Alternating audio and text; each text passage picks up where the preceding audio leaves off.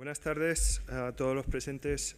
Hoy tenemos la oportunidad en Casa Árabe de asistir a la conferencia Coleccionar y comisariar arte islámico en el siglo XXI. Participan en la conferencia Tim Stanley, que es comisario jefe de Oriente Medio en el Victorian Albert Museum, que ya tuvo ocasión de estar aquí con nosotros hace aproximadamente año y medio, con ocasión del premio Yamil, Santiago Saavedra, director de Ediciones El Viso, y Guillermo de Osma, historiador del arte y galerista, que también estuvo con nosotros recientemente en la velada, digamos así, que dedicamos a Mariano Fortuny, hijo, Mariano Fortuny Madrazo. El origen de esta conferencia es, entiendo yo, la necesidad que tenemos aquí en Casa Árabe de contribuir precisamente a hacer visibles una serie de tendencias muy importantes en relación, por un lado, con el mundo árabe y en relación con también aspectos concretos del arte islámico. Curiosamente, el arte siempre es islámico y una de las principales lenguas es el árabe. Y es arte islámico porque las aportaciones de países como Turquía, como Irán, como India y Pakistán, y como no, el caso nuestro de España, de Al-Ándalus, son fundamentales para ese arte. Hay varias exposiciones circulando recientemente. Hay una exposición inaugurada hace 15 días, 10 días, en Sevilla, en los Venerables, en la Fundación Focus Abengoa, denominada NUR.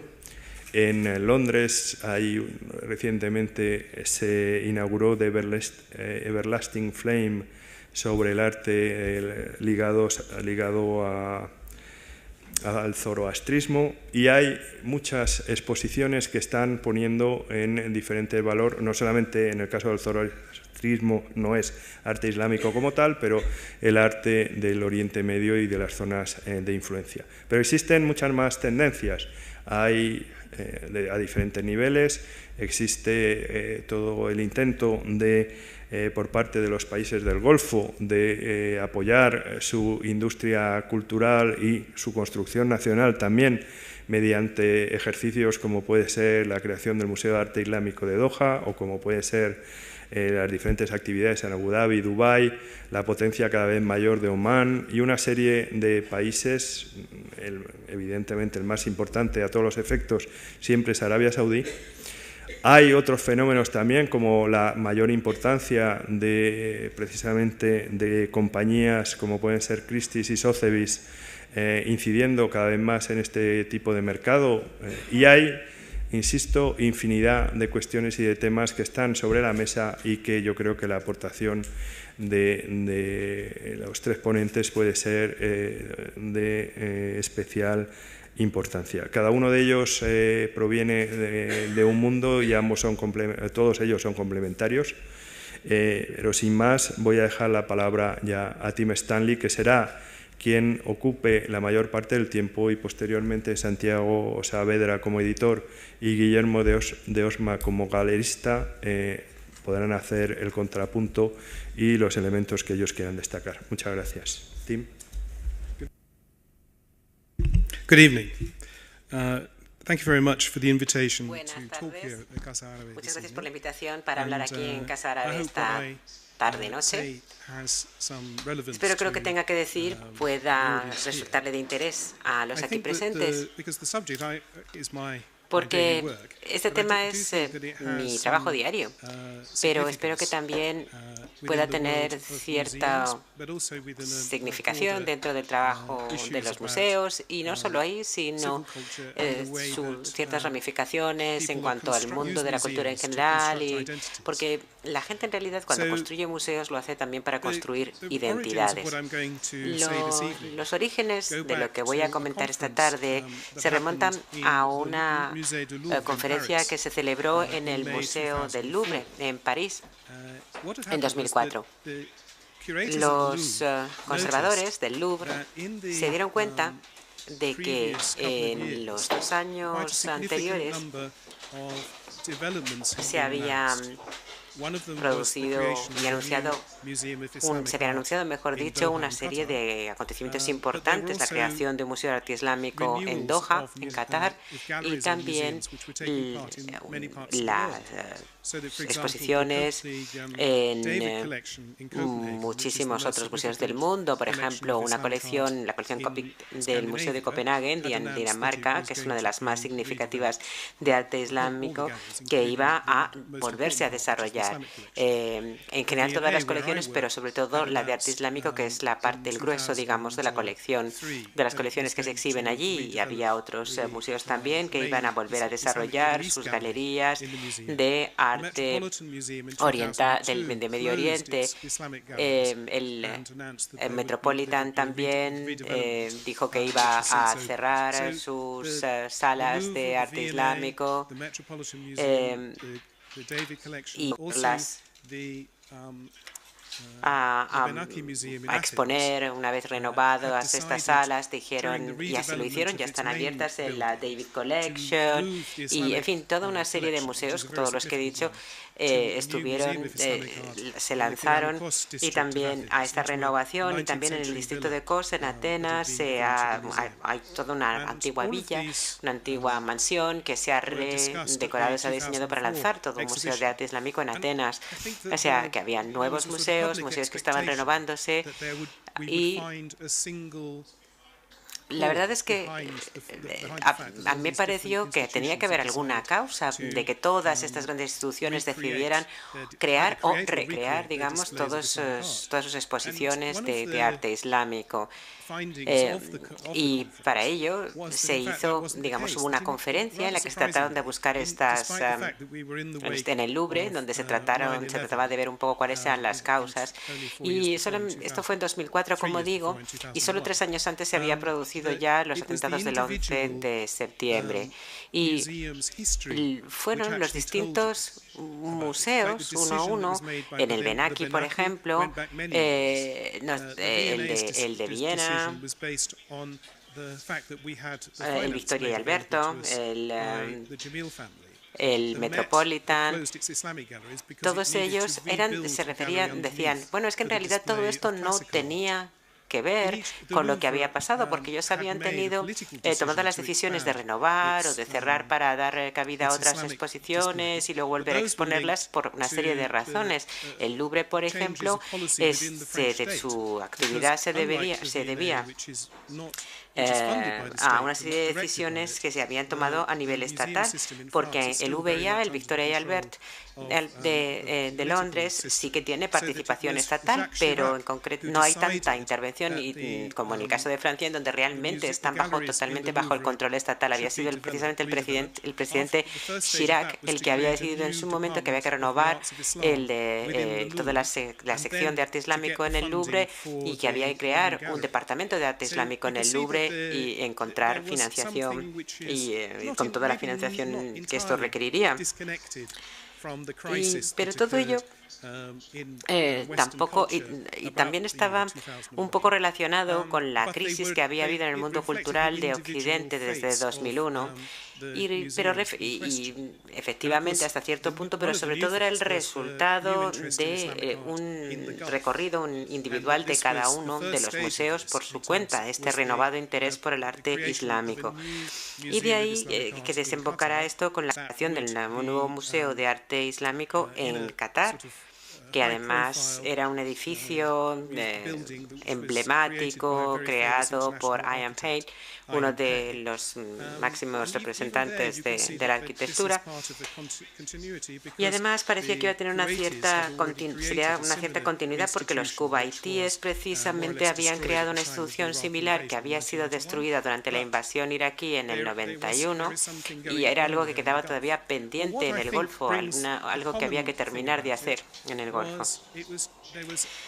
Había, por otro lado, un cambio de identidad muy importante que se estaba desarrollando y una nueva presencia. Ya no tanto se debía a que las causas de que esto se hubiera producido fueran una sola, hubiera un solo motivo, pero el público en general tenía la percepción de que algo tenía que haber detrás de todo este nuevo renovado interés por el arte islámico.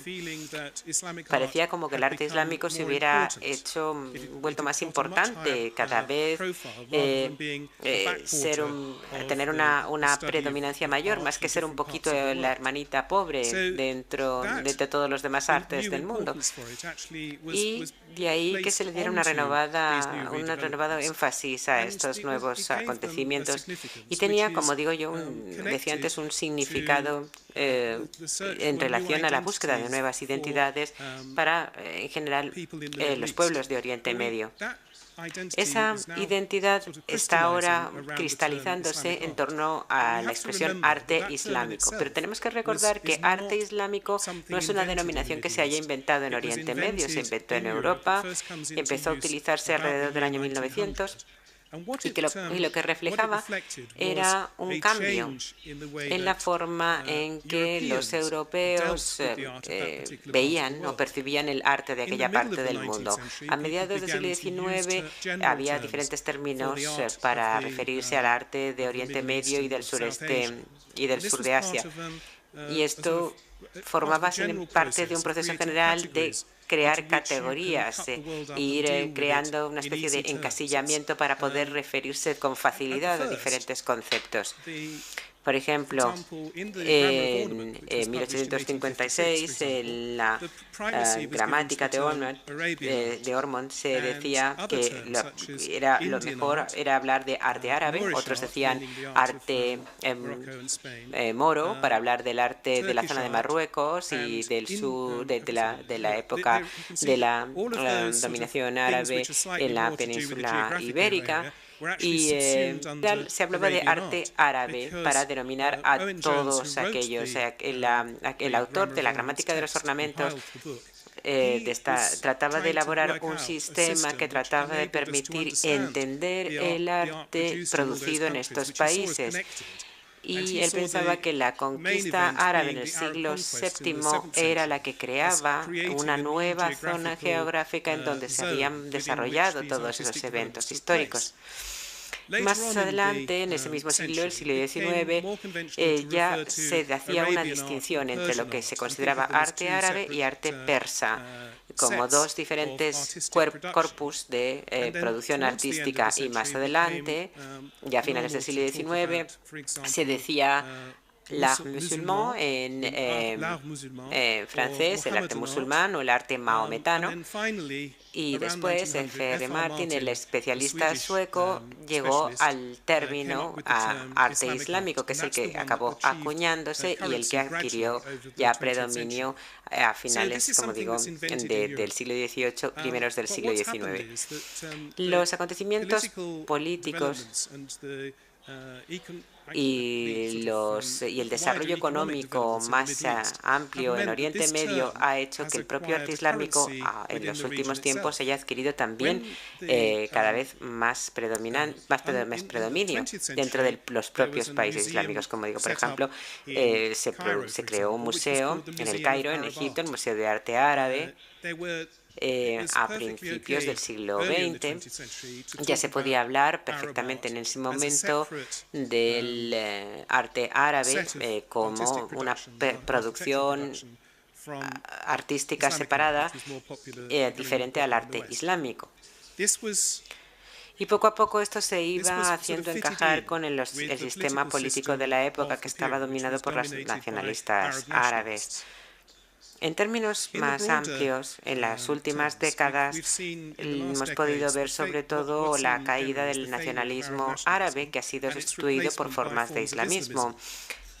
En Oriente Medio, en sí mismo, la idea del arte islámico cada vez se vuelve algo más aceptable y en sí mismo lleva algo que resulta muy útil estratégicamente hablando para los coleccionistas de arte islámico, porque el término arte árabe era muy productivo en términos de centros principales de producción, pero con la conquista otomana, los principales centros de innovación a partir de mediados del siglo XVI se han situado fuera realmente geográficamente del mundo árabe en sí, en la capital otomana de Estambul, en Asia Central, etcétera.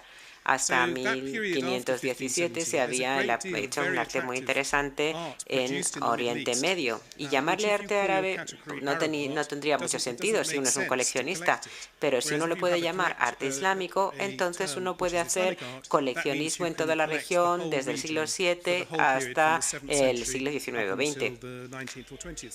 Desde el punto de vista europeo, el arte islámico, el término arte islámico es muy útil porque en términos de crear cursos universitarios o también de organizar museos, nosotros tenemos que dividir el mundo más o menos en bloques bastante amplios. Y si tenemos términos útiles que nos cubran muchos países pequeñitos, pues sirven mucho. Por ejemplo, decir África. Pensamos, África, pues eso resulta muy natural porque nosotros entendemos la geografía del mundo desde el principio de estos términos de bloques como África, muy útil también para los museos. Entonces tiene una sección que se llama arte africano dentro del museo. Lo mismo con China. China es un país, pero es tan grande que también tiene su propia, digamos, su propia autonomía y su propio carácter, sus propias características dentro de la región, y se puede decir arte chino. Y el término arte islámico ayuda mucho porque permite y tiene una utilidad tanto de los países de la misma región como de fuera de la región. Permite organizar las cosas y estructurarlas más fácilmente. Dentro de este patrón un poco sistemático de tratar de dividir el mundo en áreas que llamamos de distintas maneras, hay un área en la que cuando la gente empezó a utilizar el término arte islámico, el VIA, el Victoria y Albert, fueron una de las primeras galerías en utilizarlo en torno al 1950, pero en aquella época el coleccionismo de arte de Oriente Medio estaba dominado sobre todo por Gran Bretaña, Francia. Todavía, políticamente hablando, había algunas que estaban bajo el dominio político de estas dos grandes potencias, otras que ya estaban independizándose, aunque estaban muy supeditadas, pero otras que se estaban cada vez volviendo más importantes, entre las que estaban independizándose porque tenían petróleo, por el canal de Suez. Pero en aquella época pues no se veían a lo mejor como tan prioritarias, cosa que pudo cambiar un poquito después de la crisis de Suez, pero el nivel general, en general la gente le da poquita importancia, y en mi propio museo, en el VIA, yo tuve bastante suerte porque en el siglo XIX el museo había comprado la alfombra Capdeville, que es enorme. Tiene 10,5 metros de largo y 10 de ancho. Y se había creado ya un espacio especial para esa alfombra dentro del museo porque se había comprado en 1853 esa alfombra, la alfombra Capdeville, y fue justo en esa época cuando estaba rediseñando el museo. Se estaban construyendo pequeñas galerías en torno al edificio principal y se rediseñó una de esas galerías para que fuera lo suficientemente ancha como para que justo se pudiera poner la alfombra Ardaville justo allí en el centro. Y cuando empezó el museo, ya a finales de 1940, dejaron la alfombra Ardaville donde estaba porque pensaron que sería una tontería tratar de colocarla en cualquier otro lugar del edificio, y pusieron toda su colección de arte islámico alrededor. Luego, Posteriormente, cuando volvimos a reestructurarlo, el edificio el año 2006, entre 2004 y 2006, sabíamos que ese predominio, esa gran presencia que tenía la alfombra, no iba a tener que seguir estando ahí y que teníamos que cualquier cosa que hiciéramos la íbamos a tener que hacer girar en torno a ello. Y esto se debe precisamente también a esa idea. Y lo que quiero decir es que cada institución tiene su propia historia, su propia trayectoria, trabaja con las colecciones que tiene, que ha heredado desde el pasado, y también sigue tratando de construir nuevas colecciones, pero al mismo tiempo ciertos factores externos le dan mayor relevancia a unas partes de sus colecciones o a otras. Es posible que este historiador sueco hace unos 100 años inventara el término arte islámico, Martin, pero se ha convertido en algo muy útil para mucha gente ahora. Este término además ha sido adoptado por la población más rica de los coleccionistas de la zona, de los países del Golfo, los grandes dirigentes del Golfo. Crearon en su momento el Museo de Arte Islámico en Kuwait. Ahora existe este otro museo impresionante de arte islámico en Qatar. Ellos, en aquellos estados en donde no había una tradición cultural muy marcada, porque eran poblaciones nómadas, relativamente pobres, han podido ahora utilizar ese término, dotarse de un marco islámico para la cultura del pasado que le pueden enseñar al mundo y a sus propias poblaciones como algo que les pertenece a ellos. Y están utilizando la creación de museos como parte de una estrategia para crear y generar actividad, tanto económica como de otras características dentro de sus países. Lo más claro, el ejemplo más evidente, es el Emirato de Abu Dhabi, que es el más rico de los Emiratos Árabes Unidos, en donde están creando la isla de los museos. Es decir, varios museos en una misma isla y al mismo tiempo realizando inversiones económicas y residenciales en la zona. Se han dado cuenta de que los museos tienen un atractivo para que venga la gente de fuera y para que visiten Abu Dhabi, y al mismo tiempo, bueno, pues pueden también hacer otro tipo de actividades, como tomar el sol o irse de compras, además aprovechando esa visita a los museos. Por nuestra propia experiencia, sabemos que a eso también le interesa mucho al gobierno de Dubái. Porque Dubái es un centro político muy importante para todo tipo de servicios financieros y de otras características, y no solamente es por la riqueza petrolífera que tienen, sino que su máxima riqueza es porque son una plaza bursátil y mercantil. Y ellos lo que están intentando es crear una especie de sector museístico y otros tipos de actividades para poder dar un poquito un barniz de complejidad cultural a un lugar que básicamente ha estado dedicado a actividades comerciales, y hacerlo así más atractivo para que la gente vaya a vivir allí. Así que pueden ver aquí que los museos no solamente consisten en crear algo que permita elaborar una identidad, sino que es algo muy ventajoso, como muchas otras industrias culturales, para crear un contexto en el que se puedan desarrollar otras actividades y generar otras actividades para que los lugares sean más interesantes y atractivos para las personas. Creo que nos encontramos en una fase en la que ha habido muchos términos que nosotros empleamos al referirnos a arte de Oriente Medio, arte islámico, porque estos términos se tachan de eurocéntricos y demás, pero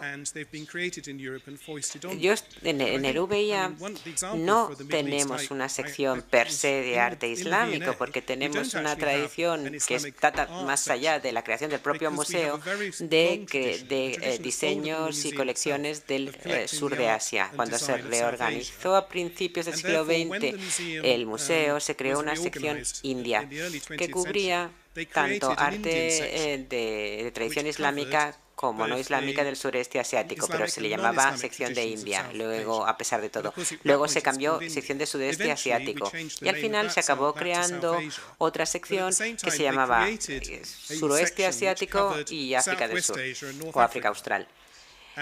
Y entonces luego estaba la sección del Lejano Oriente, la sección India, y tenemos sureste asiático todavía, pero seguimos sin tener un término práctico que pueda ser comprendido por todo el público, que abarque todo el Oriente Medio y África del Norte. Y es verdad que todo esto puede ser una perspectiva muy eurocéntrica, porque solamente se puede hablar de que es Oriente si uno se sitúa geográficamente en Europa, pero yo creo que esto es algo que entiende todo el mundo, todas las publicaciones, tanto de divulgación como especializadas, y todo el mundo sabe que nos referimos por ese término a esa región. Ahora, yo me digo a mí mismo, ¿y esto cómo se lo puedo explicar a otras personas? Y a mí se me ocurrió que para nosotros en Gran Bretaña, Oriente Medio es un término un poco problemático porque es americano, es de Estados Unidos. En el pasado, sobre todo después de la Primera Guerra Mundial, nosotros hablábamos de Oriente Próximo. Es decir, hablamos del extremo más oriental del Mediterráneo. Teníamos Oriente Próximo entonces, y luego estaba Oriente Medio, etcétera. Y, por ejemplo, en otros términos, en otros países europeos todavía se habla de Oriente Medio y Próximo, o Próximo y Medio, no solo de Oriente Medio. Y también así lo hacíamos nosotros en su momento. Y básicamente eran aquellos lugares a los que uno se refería. ¿Por qué se decía Oriente Próximo? Oriente Próximo era al lugar al que se podía llegar en barco, atravesando el Mediterráneo, hasta el extremo del Mediterráneo. Luego estaba, si había que ir más lejos, era Oriente Medio. Pero después, ahora la gente va siempre en avión en vez de en barco. Y esa separación para los americanos, como ellos iban sobre todo en avión, pues no les tenían, para ellos no era muy lógico que se dijera Oriente Próximo, Oriente Medio. Para ellos era todo lo mismo, Oriente Medio. Y entonces lo que ocurre es que los términos que se usan, aunque sean eurocéntricos o en algunos casos parten desde Estados Unidos, son términos que también utilizan las personas de esa misma región para autodenominarse a sí mismos. Y a lo mejor, y esto, digamos que ha habido una apropiación de esos términos por parte de los usuarios. Y lo mismo que Martin inventó el término arte islámico, y ahora no solo se usa, y se usa también, hasta incluyendo el arte persa, porque ahora tenemos antes lo que ya era el arte árabe del Cairo, que se llama Museo de Arte Islámico en el Cairo. También hay un Museo de Arte Islámico en Teherán. Y en Turquía, incluso todo lo que tiene que ver con la herencia árabe de Turquía se le ha dado mayor preponderancia. Y ahora, lo que antes era un país muy nacionalista, incluso también se ha abierto y habla de su arte islámico. Y, por supuesto, luego está el arte de la Turquía otomana, que se llama arte otomano. Y lo curioso es que en Oriente Medio precisamente están utilizando estos términos para que digan lo que ellos quieren que se diga con ellos, y no porque alguien se lo haya implantado desde fuera. Y probablemente van a terminar de conseguirlo y que van a tener que cubrir las cosas que ellos quieren que se cubra. Están en ello, y yo creo que es probablemente a donde se llegará. Las colecciones que se han realizado, sobre todo en Oriente Medio y por personas originarias de esa zona y otros países, están entendiendo cada vez más lo que es el arte islámico. Yo, cuando veo la colección de mi propio museo, que es una de las mayores del mundo, sí contiene elementos que están conectados con el arte de la caligrafía, por ejemplo, pero en el siglo XIX se estaba coleccionando arte islámico para que resultase o para que fuese un modelo para los diseños, el diseño británico. La caligrafía no sirve de gran cosa si uno es un diseñador británico, a menos que esté creando algo para el mercado de Oriente Medio.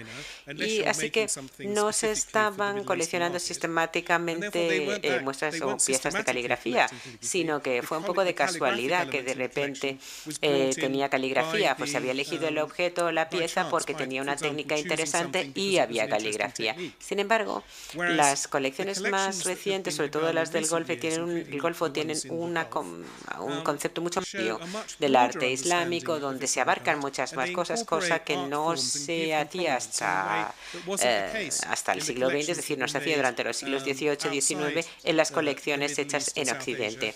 No sé si tengo más tiempo, pero, en fin, lo que quería comentarles era un poco cuáles eran las cuestiones que rodean el arte islámico y todo lo que las rodea, es decir, el contexto en el que se desarrollan cambia a medida que cambia el equilibrio de poderes también en el mundo en general. Muchas gracias.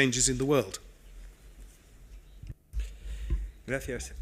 Santiago Saavedra es un editor, ha estado muchos años dedicado y sigue estando intensamente a cuestiones relativas a la edición de arte, no solamente evidentemente en España y en Oriente Medio, sino en México y en bastantes otros países. Así que espero que nos dé una visión sobre, digamos, la interconexión, por así decirlo, entre edición, exposición, comisariado y relaciones también con los grandes museos.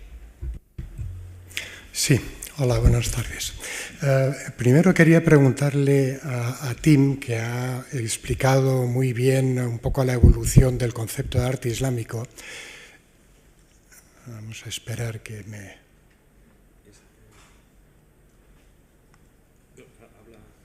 ¿Sí? Sí. ¿Lo puedes oír, Tim? Sí. A ver, seguimos probando. Por fin. Ya. Muy bien. Bueno, Tim, decía que después de la explicación clara que nos has dado de la evolución del concepto de arte islámico, te quería preguntar qué te parece la medio polémica o discusión que hubo a un momento dado sobre si el término arte islámico, que está basado en el Islam, que es una religión, era aceptable o no aplicarlo para todas las artes que se desarrollaron en el territorio de arte islámico. Igual que no había un arte cristiano, nunca se ha utilizado el término general de arte cristiano, puesto que había el arte románico, en fin, pues se planteó, creo, un momento dado, la misma discusión sobre si era adecuado o no utilizar como único término el de arte islámico para expresar toda esa amplia gama de manifestaciones artísticas, ¿no? Y del mismo modo que últimamente en la renovación de las galerías islámicas del Metropolitan no las llaman galerías de arte islámico, sino que han buscado una combinación muy larga de decir arte del... arte de Irán, arte del lejano... Altikama. Por ejemplo. Altikama. Arab lands, Turquía, Irán, Asia Central. Sí, con lo cual complicado. and later South Asia. Sí, además sureste, sur de Asia y sureste asiático. ¿Qué opina de esta controversia que hubo un momento dado, que creo que incluso se reunieron directores de museos importantes del mundo para opinar sobre este tema? Yeah, well, it's a very interesting question. So, it's confusing to hear yourself speak. It's a very interesting question. I just told myself because I think we can start with the Metropolitan Museum and say, I'm sorry, guys. Yo creo que podemos empezar con el Metropolitan como ejemplo del Alte Calza. Decía yo antes que era muy útil el término arte islámico dentro del mundo árabe y que no solo es aceptable, sino que cada vez es más popular, desde que hay cada vez más regímenes que dicen que no son ya nacionalistas árabes, sino islamistas. Y precisamente yo decía que ahora en el propio Irán, lo que era antes el Museo del Antiguo Irán es ahora el Museo de Arte Islámico.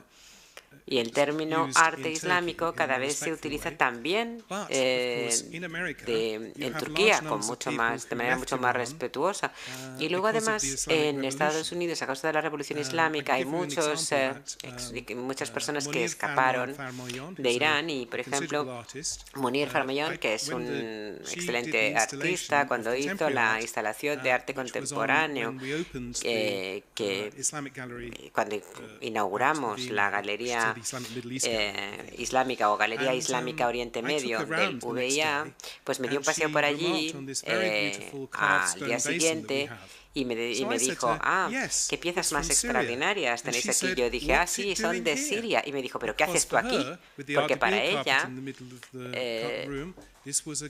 con esa alfombra Ardebil en medio de la sala, ella creía que era solamente una sala para arte iraní, arte persa. Y ella, bueno, viene de Teherán y ahora ya vive en Estados Unidos, pero realmente ella solo se acuerda de la época de la monarquía del Shah, de la monarquía Pahlavi en Irán, y tenía un gran orgullo de la pieza artística de Irán en el pasado. Con lo cual, para ellos, que el arte persa se le marcara dentro del arte islámico no les resultaba aceptable. Y los donantes iraníes de origen persa no querían contribuir a financiar un ala del museo que estuviera bajo la denominación de arte árabe y viceversa. Y ahora, arte islámico, bueno, pues es una especie de cajón desastre político que es bastante aceptable en general, aunque en algunos sitios no, claro. En fin, yo no tengo evidentemente pruebas documentales de todo esto, pero yo creo que esta es la única manera de entender a las galerías, porque cuando uno entra en el Metropolitan, si uno hubiera entrado justo al poco de abrirse esas galerías, los guardias que están alrededor que están en la entrada para asegurarse de que uno ha pagado la entrada están emocionados. Es decir, que lo más bonito del Metropolitan es que todo el mundo que trabaja allí se lo toma muy en serio y están muy emocionados. Es como si fuera su casa porque es un sitio muy prestigioso donde trabajar. Entonces yo cuando fui no me lo decían como si sabiendo que yo fuera conservador de un museo, sino que me decían como si era público en general. Decían, oigan, que tenemos unas salas de arte islámico nuevas magníficas, porque estaban emocionados ellos mismos también. Así que yo me acerqué a ver estas nuevas galerías y entré en la sala de introducción o de presentación donde había una introducción de arte islámico. Es decir, y había una gran exposición de arte islámico y al final lo llamaron arte Altikalsa, a pesar de que no fuera. ¿Y por qué cambiaron el nombre de esto de arte Altikalsa?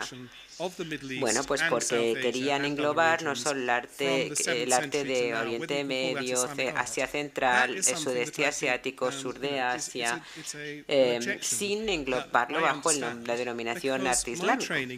Y a mí, yo no tengo formación de historiador del arte, sino de historiador a secas. Y yo normalmente estuve estudiando estudiando la historia del Imperio Otomano, que duró de finales del siglo XIII hasta 1922, muchísimo tiempo. Casi la mitad de lo que nosotros llamamos Oriente Medio formaba parte del Imperio Otomano. Y este Imperio Otomano es una categoría por sí misma y es lo suficientemente grande y compleja como para apoyar una investigación profunda de por sí. Yo me considero historiador otomano, pero no he debido tener mucho éxito como historiador otomano, porque cuando al final busqué trabajo, donde me encontré trabajo fue como conservador de arte islámico. En fin, lo único que he conseguido hacer como historiador otomano fue un curso en la universidad, y en la universidad ahora mismo Edwin Bosworth es el único que está haciendo algo parecido. Pero esa es la categoría a la que yo estaba acostumbrado en su momento, pero he tenido que hacerme a la idea de que ahora existe esta gran categoría más amplia de arte islámico. Y al principio pensé que me tenía que resignar porque era lo que todo el mundo lo llamaba, pero luego me di cuenta de que mucha gente ponía objeciones porque decía, bueno, tienen ustedes una sección de arte islámico, pero no tienen ninguna sección de arte cristiano, ¿no? Y claro, yo lo entendía. En cuanto a la Galería del Arte Vil de la alfombra en el VIA, y yo me di cuenta de que todos los que trabajamos en esto nos damos mucho cuenta de que existe una gran diferencia entre el cristianismo y el islam. Y tampoco es que se me haya ocurrido a mí solo, esto lo he leído en los textos de otros historiadores. En primer lugar, porque primero empezó siendo el cristianismo una especie de movimiento religioso digamos que ahí en las últimas estribaciones del Imperio Romano, y no era nada especialmente importante, y hasta el siglo IV, cuando el emperador Constantino decidió hacerlo la religión oficial del imperio, empezó a florecer lo que pudiéramos llamar es el arte en el mundo cristiano. Sin embargo, cuando Mahoma fue a la Medina, en 602, creo, sí, cuando fue a la Medina, pues fue ahí cuando ellos cristalizaron como una comunidad religiosa distinta, pero vivían en una ciudad en donde todo el resto de la población era judía y donde no había ninguna autoridad imperial ni real. Así que Mahoma se convirtió en el líder religioso y político. Así que Islam, desde el momento del profeta, se desarrolló como una religión y al mismo tiempo como una política. Y después de la muerte del profeta, empezaron las conquistas de los primeros califas y se convirtieron en un gran imperio, el imperio islámico. Es decir, que el Estado que dominaba Oriente Medio desde entonces hasta el final tenía una misma ideología. Primero era un solo Estado y además tenían una ideología. El sistema político que habían heredado de los primeros musulmanes. Y por eso, islámico significa mucho más en ese sentido que lo que significa cristiano, en términos artísticos. Porque hay muchos países en donde el cristianismo, con partidos políticos cristianos, son lo predominante y es la religión oficial, pero no tiene nada que ver con los sistemas de estados islámicos en donde realmente el islamismo es la doctrina estatal. Y esto me hace que se me ocurra una cosa. Yo creo que nosotros nos malinterpretamos a nosotros mismos. Nosotros siempre creemos que somos europeos, pero es que no lo somos, porque en la Edad Media jamás nadie se decía que nosotros éramos europeos. Se decía que, bueno, éramos la cristiandad como mucho. Y cuando veo las galerías de Victoria y Albert, pues veo el arte de la cristiandad, digamos, hasta épocas más recientes. Entonces, mi fórmula original era la cristiandad más la Revolución Francesa igual a Europa. Y eso se me ocurrió. Evidentemente, seguro que se le había ocurrido mucha gente mucho antes, pero no creo que sea yo el único al que se le haya ocurrido. Pero yo leía una fuente italiana de primeros del siglo XVIII, alguien hablando del ejército otomano, decía lo que habían hecho en Europa. O sea que ya a primeros del siglo XVIII había gente que se hacía referencia a nosotros como como Europa, o sea que realmente quizás el término Europa se empezó a utilizar más con la Ilustración. Algo ocurrió en la sociedad europea en los siglos XVII y XVIII que significaba que ya no nos identificábamos nosotros como la cristiandad, sino como Europa. Pero eso no ha ocurrido en Oriente Medio. Si pensamos en que si llamamos arte europeo, pues en realidad estamos, y lo comparamos con lo que era el arte de la cristiandad y Oriente Medio y el arte islámico, tendremos que darnos cuenta de que realmente se trata de términos muy equilibrados en función de su contexto. Como yo, que antes empecé estudiando a los otomanos, como decía, lo traté de ver también desde el punto de vista de la gente que estudiaba el arte del sur de Asia. El arte islámico es de un uso muy limitado para muchas personas, ese término, porque cubre muchísimas tradiciones y hay que utilizarlo con un poquito, con mucho cuidadito, con pinzas, diciendo, bueno, es, digamos, una especie de creación conceptual, pero no se puede utilizar tampoco según y cómo. Igual que el término arte del sur de Asia es algo que se presta a mucha polémica y es muy controvertido entre muchos de mis colegas que se dedican a estos temas. Esto es por razones políticas históricas. Tenemos una sección aparte para el arte del sureste asiático, además de la del sur de Asia, pero es verdad que se trata de muy distintas poblaciones y hay que tratarlas de representarlas de manera muy equitativa. Ahora, para Oriente Medio el término arte islámico es muy útil y es verdad que también en el propio sureste asiático está muy de moda el arte islámico y hay mucha financiación para creación de museos de arte islámico en esas zonas. Gracias. Gracias. Creo que también sería interesante comentar un poco el caso de la singularidad española. España es probablemente el único país de Occidente que tiene un arte islámico propio, lo cual no ocurre en otros países que no sean islámicos hoy día. También es verdad que el arte islámico español es muy escaso. Fuera de España, particularmente, muchos museos tienen dificultad en representar bien el arte califal o el arte nazarí español. Tienen colecciones pequeñas. Volviendo al caso del Metropolitan en sus nuevas galerías, tuvieron que llegar a un acuerdo especial con otra institución que les prestara a largo plazo arte islámico español y por lo tanto es escaso. En las mismas grandes colecciones que se están formando en el Museo de Doha o en Qatar o en Kuwait está bastante escasamente representado y las pocas veces que aparecen piezas de origen español pues obtienen precios siempre muy elevados.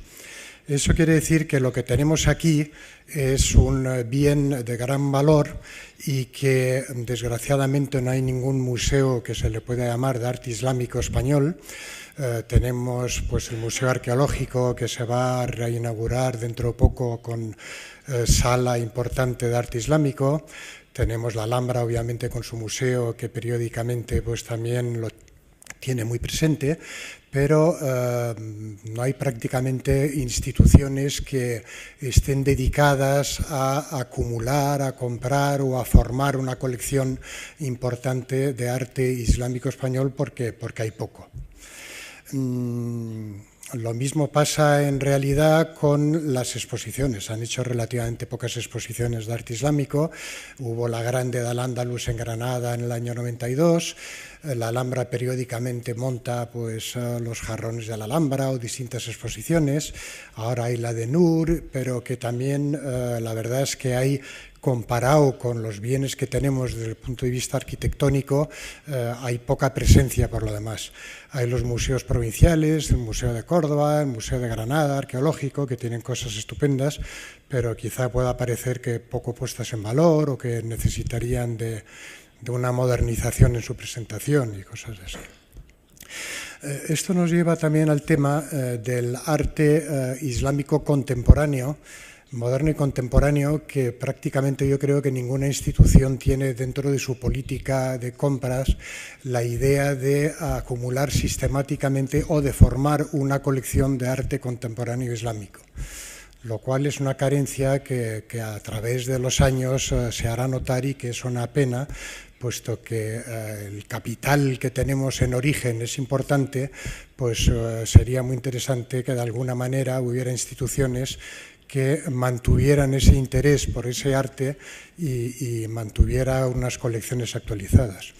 En fin, yo creo que estas son las reflexiones que se podrían comentar a lo mejor un poquito más y en fin, y las someto así por lo tanto.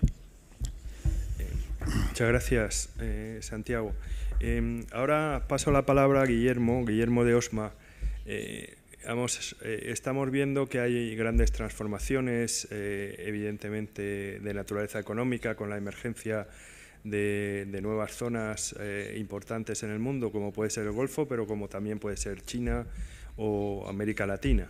Vemos que hay, digamos, mercados emergentes de arte, yo diría más que emergentes, emergidos, en lugares como Hong Kong o en Beirut o evidentemente en todo alrededor del Golfo. Y todo esto tiene que suponer, evidentemente, una nueva situación en relación con las colecciones, digamos, con las galerías, con las colecciones privadas, con las relaciones entre lo privado y las instituciones públicas. Hoy, como ejemplo, creo que es hoy, el IBAM de Valencia está presentando la exposición Te con Nefertiti, que en su origen fue producida por el Museo de Doha, no el de Arte Islámico, sino el Museo de Arte Moderno.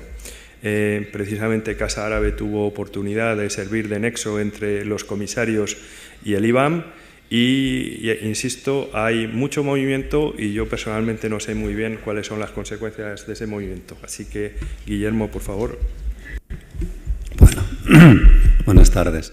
Tampoco sé si yo puedo añadir muchísimo más. Mi especialidad es un poco otra, pero es verdad que primero enmendarle un poco a mi amigo Santiago el que se olvidara precisamente del museo de mi antecesor y pariente, y tenemos aquí una maravillosa representante que es el Valencia de Don Juan, donde hay una gran colección de arte islámico realmente excepcional, de textiles hispano-morescos absolutamente excepcional, institución que se funda en 1916, pero ya en el año 7, 8, 9 se habla del museo de don Guillermo, que fue un personaje muy interesante, político, ministro de Hacienda 2 veces con Maura, político conservador, pero liberal en el sentido de espíritu abierto, curioso, debía tener un genio soberbio, pero que algunos hemos heredado, pero bueno, personaje muy interesante y que deja esta fundación que realmente es extraordinaria y donde hay algunas piezas fantásticas, algunas, por cierto, de la colección de los Fortuny, que es otro amigo personal, digamos, del cual hemos hablado aquí, y también fue gran coleccionista, por cierto, de arte. Yo creo que antes se llamaba morisco, ¿no? De arte morisco, ¿no? Realmente el término islámico, efectivamente, en España es probablemente mucho más reciente que 1900, ¿no? O arte árabe, ¿no? O arte del norte de África. Fortuny padre fue un grandísimo coleccionista, subasta una gran parte de su colección en el año 75 y alguna de sus piezas acaba en el Valencia de Don Juan, igual que en otros grandes museos del mundo, ¿no? Y volviendo un poco al tema del mercado, yo creo que el concepto tiene mucho que ver también con el mercado, porque es muy cómodo, al final, utilizar el término descriptivo de las nuevas salas del Metropolitan, y a los americanos también hay que entenderles que llamar arte islámico, habiendo pasado, y hay este lado muy político y muy ligado a esta especie de fundamentalismo que se ha hecho muy presente en todos estos países y que ha complicado tremendamente las cosas, pues obviamente en Estados Unidos quizá no es políticamente muy correcto y han preferido este término más descriptivo para estas nuevas salas, ¿no? Pero está claro que para el mercado es muy cómodo tener para el mercado, para los historiadores, para el visitante, es decir, tener un término corto, muy fácil de retener y que se universalice de alguna manera es muy cómodo. Y yo creo que las grandes casas de subastas han hecho mucho para que este nuevo término tenga una fuerza, digamos, como concepto y como categoría de coleccionismo muy importante. Igual que, por ejemplo, han acabado convirtiendo el arte iberoamericano en arte latinoamericano, ¿no? El Latin American es un concepto que viene casi de las casas de subastas, ¿no? Las famosas Latin American Sales, las subastas latinoamericanas bianuales que se hacen en Nueva York, desde el año 79-80 han ido marcando y han ido creando un coleccionismo de arte latinoamericano, ¿no? Ya no se habla casi del arte iberoamericano que hemos hablado o hispanoamericano, que en España se ha dicho hasta ahora siempre, ¿no? Y los grandes libros de los historiadores españoles eran el arte de Hispanoamérica o el arte hispanoamericano, no se hablaba aquí de arte latinoamericano. Hoy en día es un término que claramente le ha comido el terreno, ¿no? Igual que muchos otros, y yo creo que el mercado en eso tiene una enorme importancia. Y cuando todos los países del Golfo, que eran países muy modestos, se enriquecen de una manera tan, digamos, dramática y tan potente, con esta potencia brutal de ser los grandes productores del petróleo, y empiezan a coleccionar, que eso yo creo que es una cosa bastante reciente, Tim me corregirá, pero yo creo que el coleccionismo así en serio es relativamente reciente, pero claro, eso tiene un impacto tremendo en el mercado, tremendo, igual que el arte chino tiene unos precios que no tienen ninguna relación con lo que puedan tener muchísimas cosas que están pasando en Occidente en el mismo tiempo. Pintores, probablemente nos olvidemos de ellos dentro de 20 o 30 años, pues tienen unos precios de varios millones de euros, ¿no? Y lo mismo está pasando con el arte islámico, ¿no? Aparte de que pueda haber un problema de escasez, cosa que no pasa en el arte contemporáneo chino, por ejemplo, pero igual que en el arte chino histórico o en el arte islámico no contemporáneo, que también, por supuesto, ha pegado una gran subida estos últimos años. De hecho, antes es que ni hablábamos de arte islámico contemporáneo, no le hacíamos caso. Estaba ahí, por supuesto, pero no le hacíamos ningún caso, porque en cierta parte porque no valía dinero. Y yo creo que ese es un concepto bastante interesante. Yo me acuerdo que siempre me chocó al leer a Quentin Bell, que es un nombre que viene del laborismo inglés, o sea, más bien de la izquierda, decir que el arte existe porque se vende, ¿no? Y yo creo que el arte islámico tiene una presencia enorme porque se vende y se vende muy caro hoy en día. Y desde luego el arte contemporáneo, tanto chino como indio, como islámico, como por ejemplo el marroquí, que en estos momentos está también alcanzando grandes precios, pues tiene mucho que ver con la venta y con el mercado, ¿no? Yo creo que realmente eso ha cambiado también mucho la percepción, digamos, universal de todo esto, y obviamente ha propiciado que ellos mismos sean conscientes de lo que su dinero puede hacer y gracias a Dios lo están empleando en crear cultura, ¿no? O al menos territorios de cultura, como son estos grandes museos en todos estos, sobre todo en el Golfo, ¿no? Y bueno, yo sí quería un poco, Tim, preguntarte un poco qué pasa con el lado fundamentalista, es decir, qué concepto tienen los fundamentalistas islámicos, que desgraciadamente están presentes en muchos de todos estos países, qué concepto tienen o qué importancia le dan ellos al arte islámico. Y luego, si hay tiempo, yo creo que el tema de la guerra, en el caso, por ejemplo, sirio, o de las revoluciones, en el caso de otros países del norte, qué impacto ha tenido eso también, obviamente, el lado del destrozo y sobre todo en la arquitectura, pues ha debido ser enorme, ¿no?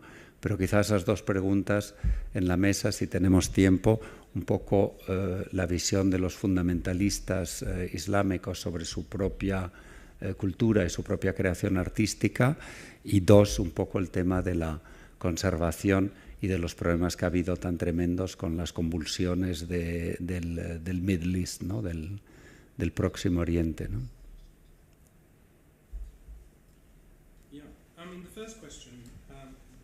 The first question La primera was pregunta about something that Guillermo es algo que posits Guillermo as fundamentalist art. But actually, denomina that arte term fundamentalista, is aunque it's a esto es contradiction una in terms, contradicción, because, tiene una contradicción if you look at the intrínseca, views porque of, fundamentalists is a very fundamentalismo ese es un término que tiene ya loaded term. mucha When I spoke carga about Islamists, of course, this semántica. covers a Cuando very hablo broad de, group of se habla de political fundamentalismo, broad estamos range of hablando de un political amplio views. abanico And if de we- so if we posturas put y aside the posiciones term políticas. Si fundamentalist, if we dejamos de say, lado if lo you're que es going to el be fundamentalismo, as si uno purist quiere as ser lo más purista posible, how do you ¿cómo, look as ¿qué es lo que se art puede considerar arte desde el an punto de Islamic vista point of view? islámico, Well, digamos?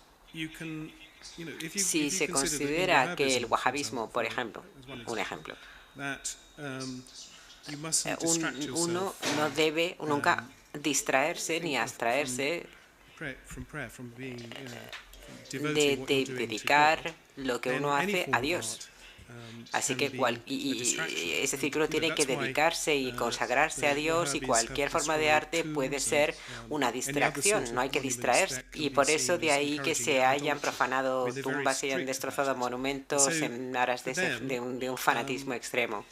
Art Si el arte, por ejemplo, incluimos la arquitectura, y tiene la arquitectura tiene una función, se hace un aeropuerto y queda bonito porque se le ha puesto una decoración bonita en el aeropuerto, bueno, tampoco creo que vaya a causar grandes enojos, y la persona piensa que, y las personas piensan que a lo mejor no están, tampoco suscitaría ansias de destrucción. Sin embargo, los talibanes, por ejemplo, en Afganistán, han destruido cosas que muchas personas de fuera de ese movimiento considerarían valiosísimas, y se ha sugerido, y hay gente que ha aducido con mucha razón entre mis colegas, que a ellos esas cosas realmente no les molestan mucho. No es que les moleste tanto que haya ese arte o que exista, sino que lo han hecho realmente para irritar y enojar a la sociedad occidental y a los medios de comunicación occidentales. Uno, el Buda, lo hicieron saltar en pedazos no porque estuvieran deseosos de destruir todas las obras de arte, sino para enojar a todos los medios de comunicación occidentales. He visto una película en Siria sobre la destrucción de monumentos y obras de arte, y muchos de ellos se han robado, evidentemente, para venderlos en el mercado internacional, por lo que parece, pero lo que ocurre es que uno de los monumentos más importantes de Siria, que es el minarete del siglo XI de la mezquita de Alepo, y del periodo de los siglos 7 y 8, en el que se creó la gran mezquita de Damasco, hubo una especie de hiato, de interrupción, hasta que en el siglo XI se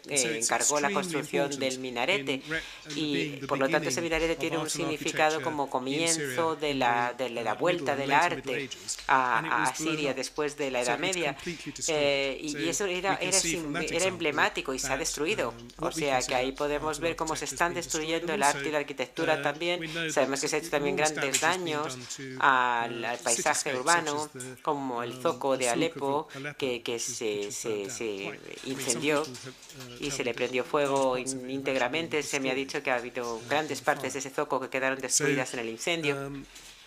Evidentemente ha habido problemas también con los museos, con la falta de seguridad, y también en Irak lo pudimos ver cuando se saquearon museos y bibliotecas. Y no es tanto, eso nos dice que esas personas sean bárbaros, sino que ellos no tenían ninguna participación en el aparato estatal que mantenía. Y nosotros que lo que queremos es que la gente en general aprenda y disfrute del valor de los museos como fuente de cultura y de identidad. Bueno, pues aquello en estos lugares no ocurrió nunca.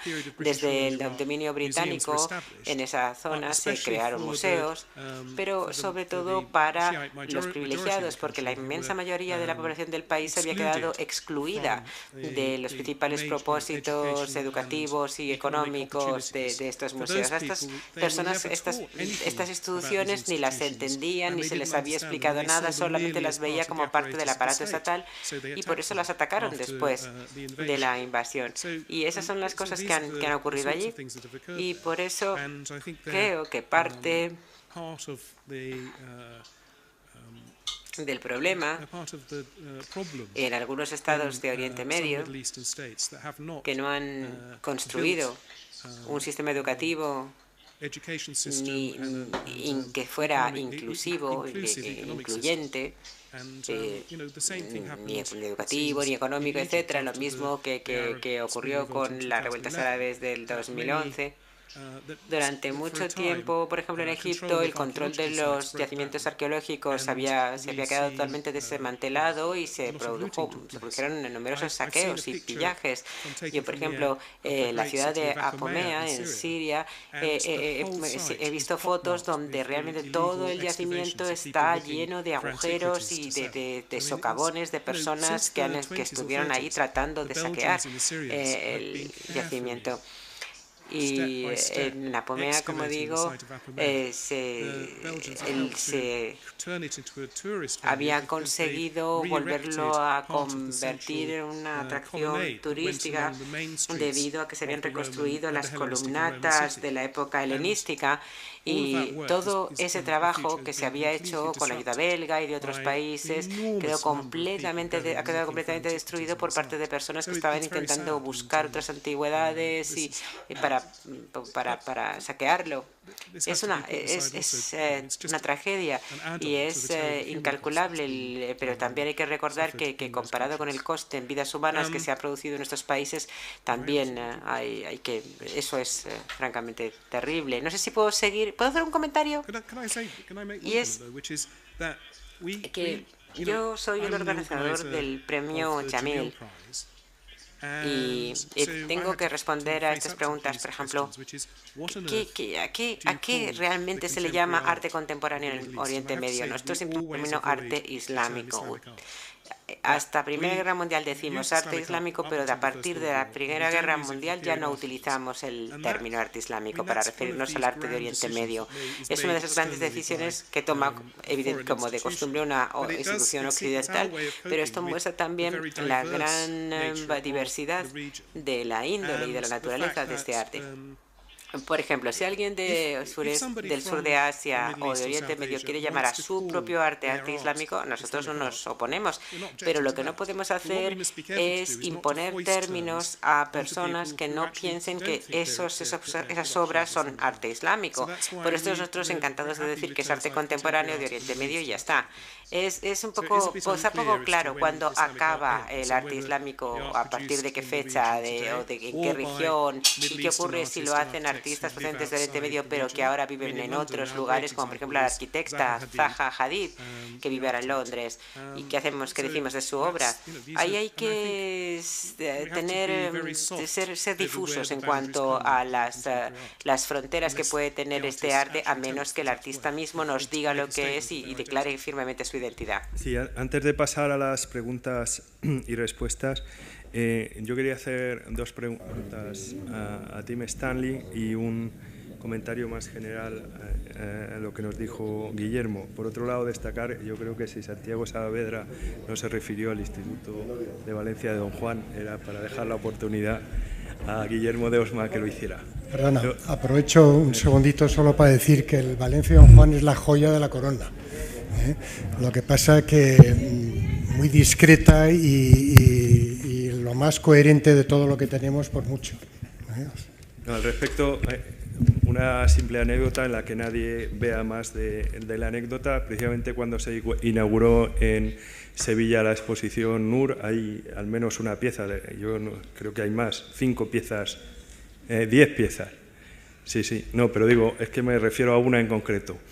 Hay una pieza que dice proveniente del Instituto Valencia de Don Juan. Entonces, había una señora que dijo, mira, esta pieza viene de Valencia. Entonces, digo, que nadie vea más allá de ello, simplemente esta anécdota. Las dos preguntas, la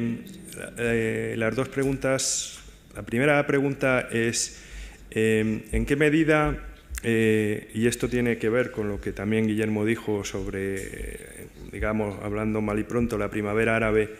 ¿En qué medida el hecho de que después, y en parte también Tim ha abordado esta cuestión, que después de la revolución iraní de 1979 y la ruptura con todo el periodo anterior, llegaran numerosos intelectuales, es decir, más que llegaran, ya estaban de alguna manera instalados, pero ya se quedaron allí en Londres, que hubiera una gran cantidad de iraníes, no está haciendo también que de alguna manera se conforme esta noción de arte islámico, en el sentido de que en el momento en que las petromonarquías del Golfo y sus sociedades están empezando a adquirir arte, nos encontramos, me parece a mí, de manera desproporcionada en Londres con una gran cantidad de intermediarios de todo sentido, intelectuales, pero también galeristas o en general profesores, etcétera, en instituciones como la School of Oriental Art, School of Oriental and African Studies y otras instituciones, el Instituto del Medio Oriente, por ejemplo. Es decir, ¿en qué medida no estamos también ante un hecho de que la mayor parte de los intelectuales que se encuentran en Londres en realidad provienen de Irán? Debo decir que a nosotros nos sorprendió, a mí no me sorprendió excesivamente habiendo residido en Irán, pero una de las sorpresas del año pasado cuando presentamos el premio Yamil es que aproximadamente el 50% de los artistas o bien eran iraníes o bien provenían de familias iraníes instaladas en Canadá, en Estados Unidos, etc. Esa es la primera pregunta. La segunda pregunta es, cuando uno va al Museo de Arte Islámico de Doha y se fija específicamente en la cuestión de España o de las piezas viniendo de España, uno llega a la sensación de que se está tratando de duplicar el museo, por ejemplo, el Museo de Medina Zahara. Es decir, da la sensación, aunque insisto y quiero decir que es una sensación porque uno no se dedica a contar, que si en Medina Zahara hay 7 capiteles, en el Museo de Arte Islámico de Doha hay 7 capiteles, que si hay una celosía, hay una celosía. ¿Es esta impresión, yo diría, correcta por lo que se refiere al caso español y sobre todo si es, de ser correcta, si es generalizable? Es decir, este tipo de instituciones de alguna manera están tratando de duplicar, de hacer, en el mejor sentido de la palabra, una copia, pero sobre todo de hacer un espejo. ¿Y en qué medida es ello producto de las galerías, no, perdón, no de las galerías, sino de las subastas de Sotheby's o de Christie's, o ellas son simplemente un instrumento de la compra? Después haré un comentario a Guillermo.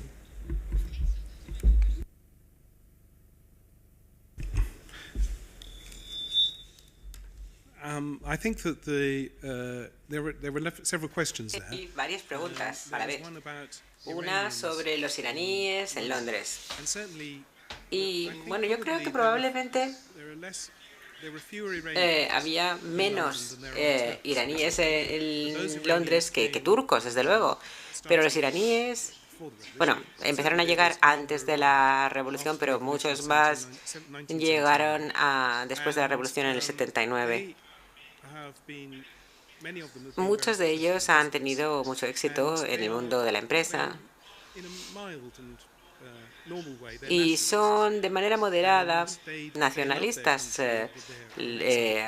aman a su país, del que están exiliados, aman su cultura, y tenemos ahora una fundación del patrimonio histórico y cultural iraní con sede en Londres que tiene mucho éxito en fomentar y promover la cultura iraní. O sea que tenemos un museo,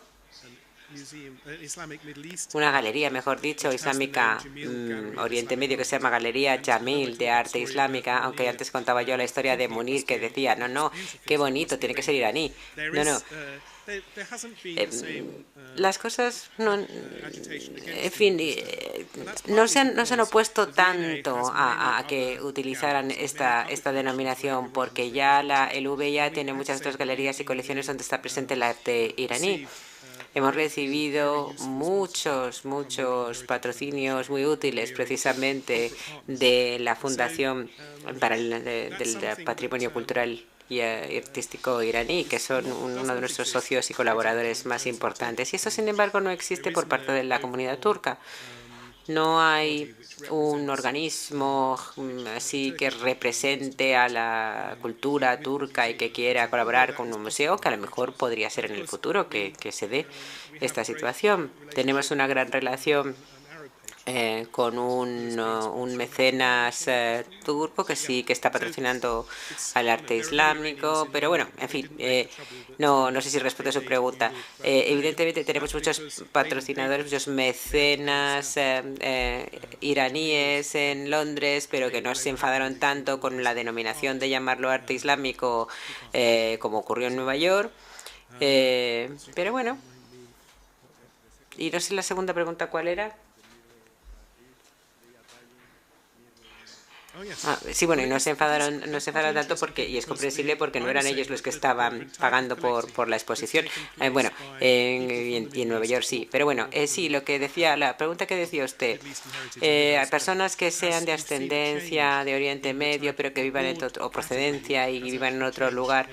Esta categoría ha cambiado mucho desde los años 70 con la destrucción del Museo de Kuwait y con las primeras colecciones. Y luego está también la colección Khalili, que aunque es una colección judía, procede de Irán y está hecha, y como es una persona que procede de Irán, aunque sea judía, y que ha sido además marchante de arte en la zona de arte de la zona y entiende muy bien los términos y las conexiones.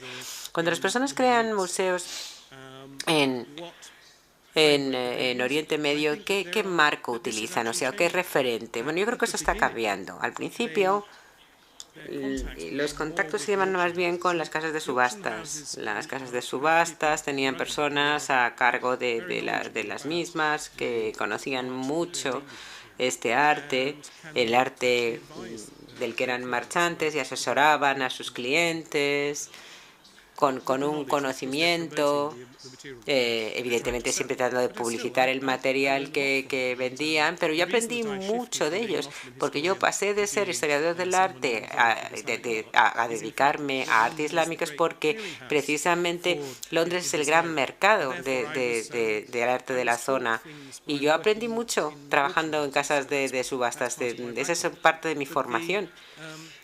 Yo creo que tal vez se podría acusar a los coleccionistas del Golfo al principio de remedar lo que estuviera sucediendo allí. Y en el caso de la colección española en el Museo de Arte Islámico de Doha, creo que muestra una sensibilidad especial hacia los árabes de una cierta educación, que les gusta mucho el arte ibérico y de Al-Ándalus, porque les hace rememorar un mundo perdido, que era un gran productor de piezas culturales, literarias, arquitectónicas, etcétera, muchas de ellas que siguen existiendo. Y si uno se pone a pensar, hay muy pocos palacios medievales que hayan sobrevivido en Oriente Medio.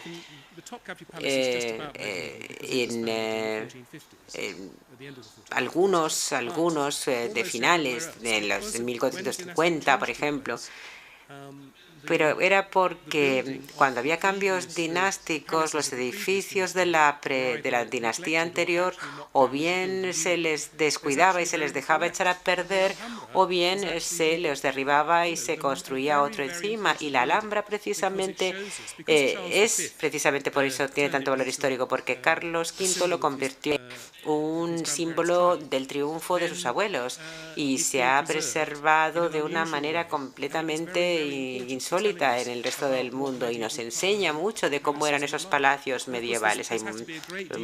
Y hay evidentemente que recurrir a muchas referencias históricas y bibliográficas para tratar de conocer cómo era ese palacio en el pasado, esos palacios en el pasado, cómo se utilizaba en el pasado y qué significaba para los contemporáneos. Todo ese trabajo de recuperación y reconstrucción lo han hecho los españoles. Yo creo que una de las conferencias más bonitas a las que he podido asistir la dio Fernández Puertas sobre las fiestas y que se celebraban en la Alhambra. Es una conferencia que ofreció en Londres, fue magnífica. Y así es como empecé a entender cuál era su función. Los edificios son importantísimos y se tienen algunos de los productos más importantes del genio arquitectónico árabe aquí, en este país. Y por muchas razones, afortunadamente, o bien porque los han conservado, o bien convirtiéndolos en catedrales, o en palacios, o en marcos exóticos de recreo para sus reyes en el siglo XVI, pero eso es precisamente a gran diferencia de otros países reconquistados, otras zonas reconquistadas a los árabes, entre comillas, por ejemplo, a los Balcanes, que también estuvieron bajo el régimen bajo la conquista árabe durante muchísimo tiempo. Sin embargo, el 90% de lo que existía se destruyó en esos edificios. En Tesalónica, por ejemplo, hay magníficas iglesias bizantinas. Sin embargo,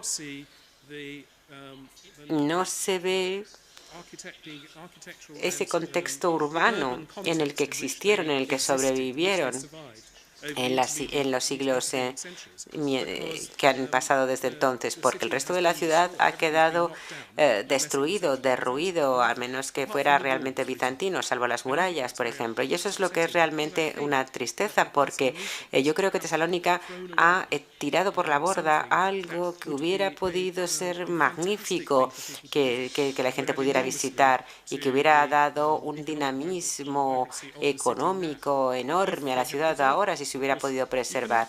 Evidentemente se puede imaginar por qué razones se destruyó, pero en España no ocurrió. La gente hace siglos no destruía tan fácilmente los edificios cuando se daban cuenta de qué valor podían tener en la economía, y gracias a eso se preservaron aquí, y eso es algo importantísimo y que aún se podría potenciar más aquí de cara al futuro. El glamour de estos edificios, de la poesía además que los acompaña, ha creado cosas en las mentes árabes educadas del siglo XX y XXI, ese mundo perdido, y les encantan cosas que vienen de él. Tampoco quiero excederme, porque tampoco quiero poner en la cabeza de otras personas algo de lo que deberían hablar ellos, sino yo, pero yo creo que sí, que ellos coleccionan precisamente arte islámico procedente de la península ibérica, no solamente porque sí que se lo aconsejan las casas de subasta, sino porque a ellos les gusta. Y en Doha tienen cosas maravillosas, unos cortinajes, objetos metálicos, marfiles. Y gracias a sus enormes recursos, han podido reunir cosas que a mí me parecen muy, muy gratificantes cuando las visito. Y bueno, creo que empezamos con un modelo de lo que es el arte islámico heredado de fuera de la región, ideado por los museos de fuera, que ellos querían tener su equivalente, pero que también ha ido adquiriendo los gustos y las preferencias de los coleccionistas y se ha ido modelando con ellas.